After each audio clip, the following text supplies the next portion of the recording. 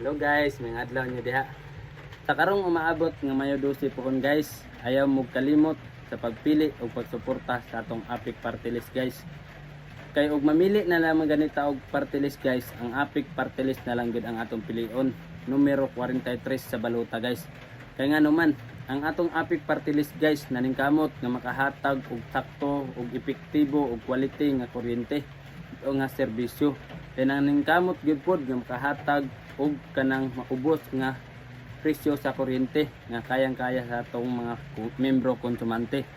Then guys, ang Apik Party List sab naningkamot gyud pod nga mapasugaan tong mga nasa bukid-bukid nga areas or sa mga remote areas nga wa pa gyud nadtui, wa pa nang padagani og linya. Kaya aron sa mapasugaan sila didto aron maka-avail sila sa atong kuryente nga serbisyo.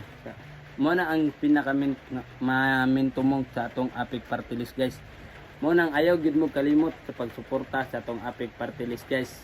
Numero 43 sa balota, mao lang gina siya ang atong timaan guys. Kaya aron ang Apik Party List mapatuman gid niya og unsa iyang gusto nga kato ang mga membro konsumante nga ihatag nga serbisyo. Sa Apik guys, serbisyo, Aptik. Love you.